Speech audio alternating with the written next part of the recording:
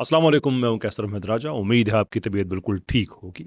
Darwinism versus science की series हमारी जारी है और आज हम बात करेंगे 98% साइंसदानों की। क्यों 98% साइंसदानों की?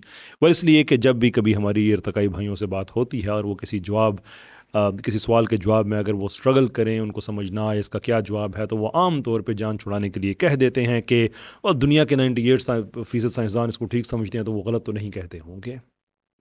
आज इस पे बात हम करेंगे कि क्या 98% साइंटिस्ट्स बिल्कुल ऐसा ही कहते हैं जैसा हमें बताया जाता है, और अगर कहते हैं तो एक्चुअली क्यों कहते हैं, और साइंस के लिए क्या ये चीज़ कोई मायने रखती है या नहीं रखती है।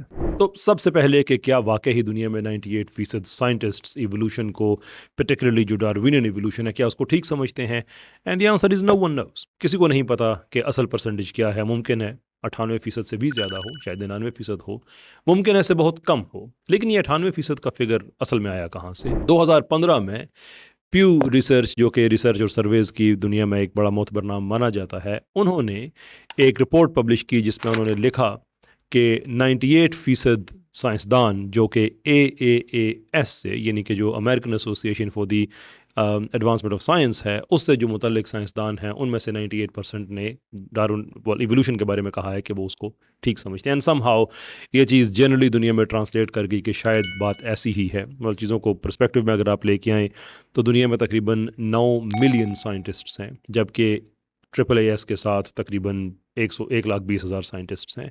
तो डज इट मीन कि दुनिया के 98% जो है वो डार्विनिज्म को ठीक समझते हैं? Obviously that is not the case. Even जो इवोल्यूशन को ठीक समझते हैं उसमें भी सारे ऐसे नहीं हैं जो डार्विनिज्म को ठीक समझते हों। इसलिए कि जैसे शुरू में एक बात मैंने अर्ज़ की थी कि डार्विनिज्म बहरहाल मुख्तलिफ इवोल्यूशनरी रेंडिशंस में से एक रेंडिशन है। सब की अपनी अपनी तफसीलात हैं। तो 98% नॉट इंटायरली श्योर कि ये फिगर क्यों दुनिया के जहन में बैठ गया कि ये मानते हैं। लेकिन लेट्स अस्यूम करते हैं एक मिनट के लिए कि 98% ना सही, 97% सही, 96% सही। मैंने ये भी कहा है कि शायद 98% से भी ज़्यादा हो, क्योंकि डेटा इस पे हमारे पास है जो नहीं। सवाल ये है कि क्या इतने ज़्यादा साइंसदानों का एक थ्योरी को मानना क्या उस थ्योरी को ठीक साबित करेगा? That is the ultimate question. And the answer, जो शायद बहुत से लोगों को हैरान करे, वो है कि नहीं, वो किसी भी नज़रिए को इसलिए ठीक साबित नहीं कर सकता कि उसको 98% साइंसदान ठीक मानते हैं। इसलिए कि साइंस के अंदर कंसेंसस नाम की कोई चीज़ नहीं होती। लोग आमतौर पे चीज़ों को एक्सप्लेन करते हुए कह देते हैं कि इस चीज़ पे साइंटिफिक कंसेंसस है। मैं भी ये जुमला कहता हूँ और लोग भी कहते हैं। इसका मतलब यह है कि जनरल अंडरस्टैंडिंग है, लेकिन इसका मतलब ये नहीं है कि कंसेंसस की वजह से कोई चीज़ ठीक हो जाएगी, इसलिए कि ये साइंस है। जमहूरियत की बात यहाँ पे नहीं हो रही है कि जिस नज़रिए को साइंसदानों ने ज़्यादा वोट दे दिए वो जीत जाएगा। जो इससे पहले हो चुका है, ये बात ज़हन में रखिए, इससे पहले बहुत दफ़ा हो चुका है कि किसी एक नज़रिए को 98% या शायद 98% से भी ज़्यादा साइंसदान ठीक समझते हों, लेकिन बाद में वो चीज़ गलत साबित हो गई हो। मिसाल के तौर पे बिग बैंग थ्योरी, ये एक क्रिएशन की थ्योरी है। अब क्रिएशन को आप रिलीजियस सेंस में ना लें, इसलिए कि सीरीज़ में हम क्रिएशन का कोई जिक्र नहीं कर रहे, कुरान और हदीस का हवाला नहीं दे रहे। क्रिएशन से मुराद ये कि हम जब तारीख़ में जाते हैं, डीप टाइम में जाते हैं, तो 13.7 13.8 अरब साल पहले एक नुक्ता आगाज़ है कायनात का। ना इस थ्योरी के सामने आने से पहले 1920 की दहाई से पहले दुनिया के साइंसदानों का कंसेंसस था इस चीज़ पे कि जो कायनात है ये इटरनल है, ये अज़ली है, इसका कोई नुक्ता आगाज़ नहीं है। यही वजह है कि इस नज़रिए को बहुत टफ टाइम भी दिया गया। इनफैक्ट बिग बैंग, इसका नाम भी जो है फ्रेड होयल ने वो तस्दीक के तौर पे रखा था कि ये क्या हुआ कि एक बड़ा धमाका हो गया। और यानी कि जैसे आजकल डोनाल्ड ट्रंप साहब जो हैं वो बातें करते हैं कि there is a big reaction, big people समंदर को कह देना बिग वाटर इस तरह से तस्दीक के तौर पे कह दिया। तो कहने का मतलब ये है कि it was not the general consensus before, but then एक थ्योरी आई, चीज़ बदल गई। ऐसे ही आइंस्टाइन का जो कॉस्मोलॉजिकल कांस्टेंट का नज़रिया है, वो भी इसलिए आइंस्टाइन ने ऐड किया था कि उस ज़माने का जो साइंटिफिक कंसेंसस था, सो टू स्पीक, वो ये नहीं था जो आइंस्टाइन की फाइंडिंग्स थी, क्योंकि आइंस्टाइन की फाइंडिंग्स में बहरहाल جو ایک نقطۂ آغاز ہے اس طرف بات جا رہی تھی، جو کیلکولیشنز تھیں، اینڈ اوبیسلی جو ایتھیسٹک ویو تھا وہ اس کے خلاف تھا، اور جیسے عام طور پہ ہوتا ہے کہ مولوی حضرات پہ ایک الزام لگ جاتا ہے کہ کسی نئی چیز کو ایکسیپٹ نہیں کرتے ہیں، حقیقت ہے کہ انسان کی نیچر ہے، کوئی بھی نہیں کرتا۔ آئنسٹائن نے بھی ڈرتے ڈرتے ہی یہ کاسمولوجیکل کانسٹنٹ کا نظریہ دے دیا تھا کہ کہیں یہ میری جان کو آ ہی نہ جائیں۔ اگین میں اس کی تفصیل میں نہیں جانا چاہتا، آج ہمارا موضوع اور ہے، but the point I am making is کہ اس سے پہلے کئی دفعہ ہو چکا ہے دل کے بارے میں۔ 1991 تک یہ کنسنسس تھا کہ یہ محض ایک گوشت کا لوتھڑا ہے جو کہ ایک پمپ ہے، اور اس کا کام جسم کو خون سپلائی کرنا ہے، اس کا کام سوچنے سمجھنے وغیرہ سے کچھ بھی نہیں ہے۔ لیکن 1991 میں جب 40,000 نیورونز دل میں دریافت ہوتے ہیں کہ جو ایکچولی ہمارے مین برین کو اسسٹ کرتے ہیں ایموشنز کو پروسیس کرنے میں وغیرہ وغیرہ وغیرہ، تو اگین کنسنسس کے خلاف ایک نئی فائنڈنگ سامنے آئی اور کنسنسس دھرا کا دھرا رہ گیا۔ سو اگر 100% سائنسدان بھی ڈارونزم کو ٹھیک سمجھیں تو پھر بھی جو اس پہ اٹھائے جانے والے سوالات ہیں، جس میں سے بہت سے ہم نے سیریز میں اٹھائے ہیں، جب تک ان کا جواب نہیں ملتا تب تک ہم یہ سوالات اٹھاتے رہیں گے۔ صرف یہ نہیں کہہ سکتے کہ چونکہ اتنے پرسنٹ سائنٹسٹ اس کو ٹھیک مانتے ہیں دیر فور اس کو ہم ٹھیک ہی مان لیتے ہیں۔ یہ جمہوریت نہیں ہے بھائی، یہ سائنس ہے۔ اب آتے ہیں اپنے اگلے سوال کی طرف، اور وہ یہ ہے کہ آخر کیا وجہ ہے کہ دنیا کی اتنی بڑی تعداد میں سائنٹسٹ اس کو ٹھیک سمجھتے ہیں، وہ 97% ہو، 90% ہو، 98 ہو یا 99 ہو، اٹ ڈزنٹ ریلی میٹر، آخر کار اتنے سائنٹسٹ اس کو ٹھیک مانتے ہی کیوں ہیں؟ well یہ بات سمجھنے کے لیے آپ کو رولز کی اہمیت کو سمجھنا ہوگا۔ اوبیسلی رولز کی اہمیت کو آپ سمجھتے ہیں، لیکن پھر بھی بات کو آگے بڑھانے کے لیے ضروری ہے کہ میں اس چیز کو دوبارہ سے ایکسپلین کروں اور ایک دو مثالوں سے کروں تاکہ کانٹیکسٹ بن جائے، اور پھر ہم اس رول کی طرف آتے ہیں جس کی وجہ سے یہ ہمارے سائنسدان ایسا کرتے ہیں۔ دیکھیے، آپ بلیئرڈ کھیلیں یا آپ سنوکر کھیلیں، ملتی جلتی گیمز ہیں، لیکن اگر آپ بلیئرڈ کھیل رہے ہیں یا پول کھیل رہے ہیں تو گیم کے دوران جب کہ باقی بالز موجود ہیں ٹیبل پہ، اس دوران اگر آپ جو بلیک بال ہے، جو کوئین ہے، جو نمبر 8 ہے، اگر آپ اس کو پوٹ کر دیتے ہیں تو وہ آپ کی شکست مانی جائے گی، گیم رک جائے گی۔ لیکن اگر آپ سنوکر کھیل رہے ہیں تو باقی بالز اگر موجود ہیں، یعنی کہ جو ریڈ کلرز کی بال ہیں، اس کے دوران اگر پھر آپ اگر نمبر 8 کو اگر آپ پورٹ کر دیتے ہیں تو گیم ختم نہیں ہوگی، انفیکٹ آپ کو اس کے پوائنٹس ملیں گے۔ جو جنرل اسٹینڈرڈ رولز ہیں میں اس کی بات کر رہا ہوں، ممکن ہے آپ کے علاقے میں ڈفرنٹ رولز کے ساتھ کھیلی جاتی ہو۔ Question is why? ایک آدمی وہاں پہ کھڑا ہے، وہ سنوکر بھی دیکھ رہا ہے، وہ بلیئرڈ بھی دیکھ رہا ہے، اور وہ پوچھتا ہے کہ ویسے ہی ٹیبل اوبیسلی ایک کا سائز بڑا ہے، ایک کا چھوٹا ہے، ویسے ہی بالز ملتے جلتے، ویسے ہی ایک سیاہ رنگ کی بال ایک گیم میں اگر آپ سپورٹ کرے تو آپ ہار جاتے ہیں، دوسرے میں آپ کو نمبر ملتے ہیں۔ Why? And the answer is rules. میں رولز ایسے ہیں، اس کے لیے وہ رولز ہیں، اس کے لیے یہ رولز ہیں۔ اوکے، پھر اگلی بات، دوسری اگزامپل آپ لے لیجئے کہ جو ریسلنگ ہے، میں WWE کی بات نہیں کر رہا، کشتی کی بات کر رہا ہوں، کہ دنیا میں عام طور پہ اس کا ایک رول یہ ہے کہ اگر ایک پہلوان نے دوسرے پہلوان کی کمر زمین سے لگا دی تو وہاں پہ مقابلہ رک جاتا ہے۔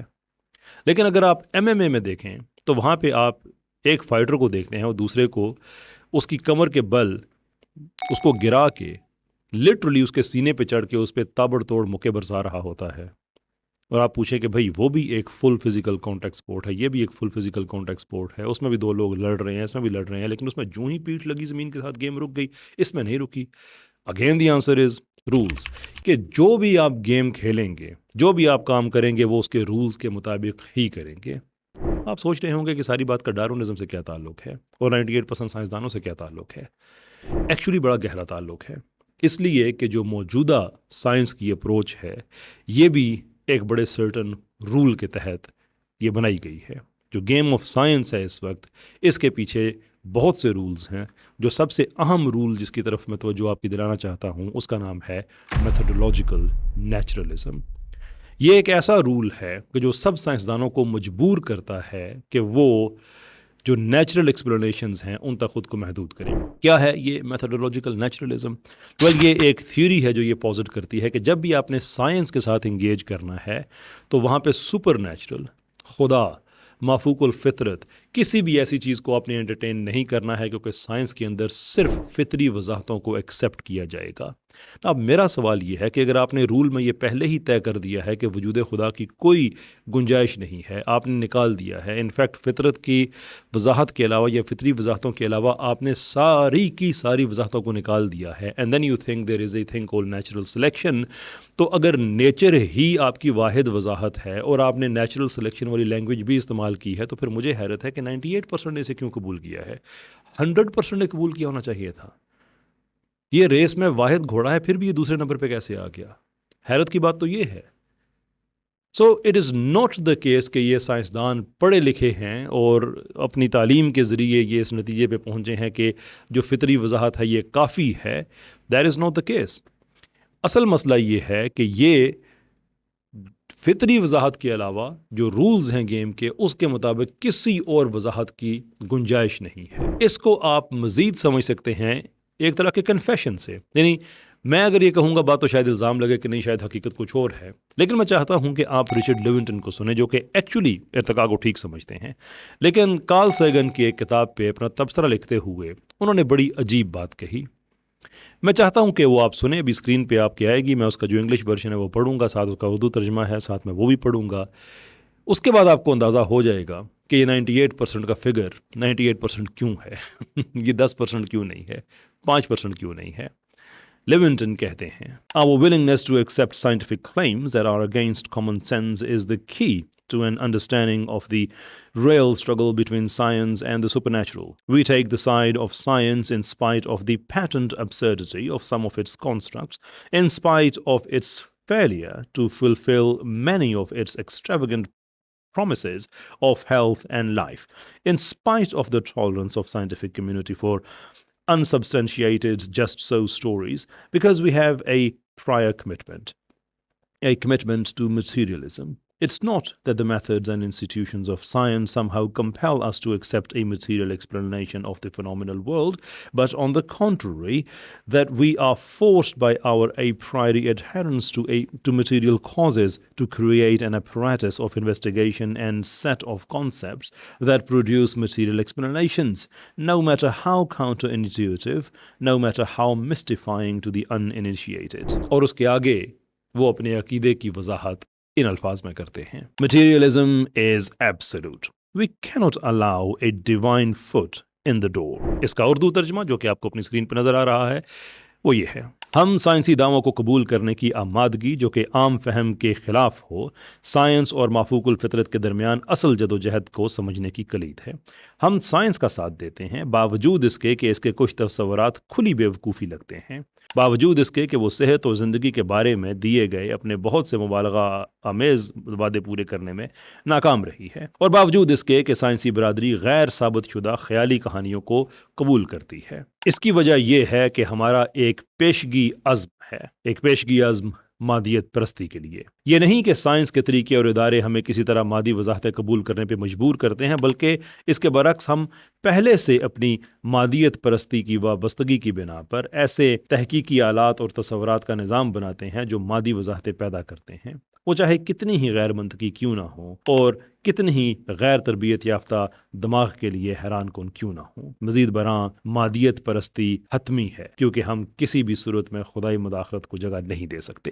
اب اس سے بڑا اعتراف جرم آپ کو نہیں ملے گا کہ یہ جو ہمیں پڑھایا جاتا ہے کہ سائنسدان تو صرف فطرت کو دیکھتے ہیں، تحقیق کرتے ہیں اور پھر جس بھی نتیجے پہ وہ تحقیق انہیں لے کے جاتی ہے اسے ایکسیپٹ کرتے ہیں، بلکہ حقیقت یہ ہے کہ نتیجہ پہلے سے طے ہوتا ہے کہ ہم نے کوئی ایسی بات جو خدا کی طرف لے کے جاتی ہو، کوئی ایسی بات جس کا تعلق خدا کے ساتھ لگتا ہو، اس کو ہم نے پہلے سے ہی باہر نکال دینا ہے۔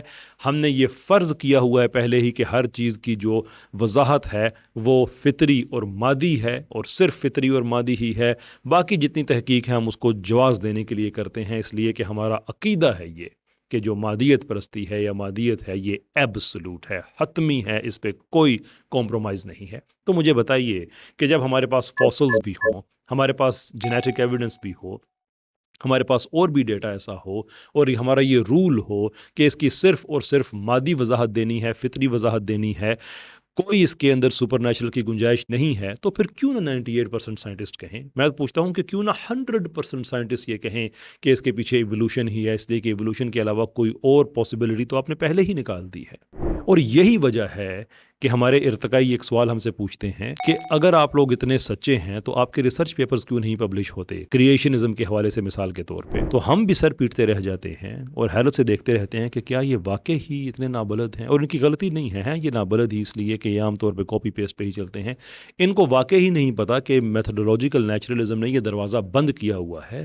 ہم یہ کہتے ہیں کہ سائنس کے ساتھ وفا یہ ہے، سائنس کے ساتھ انصاف یہ ہے کہ تحقیق کریں، وہ تحقیق آپ کو جس بھی نتیجے پہ لے کے جائے آپ اسے قبول کر لیں، بجائے اس کے کہ نتیجہ آپ نے پہلے سے اخذ کیا ہوا ہو اور باقی تحقیق صرف اس نتیجے کو جواز دینے کے لیے آپ کر رہے ہوں. دیر فور ضرورت اس وقت میتھڈولوجیکل پلورلزم کی ہے، میتھڈولوجیکل نیچرلزم کی نہیں ہے.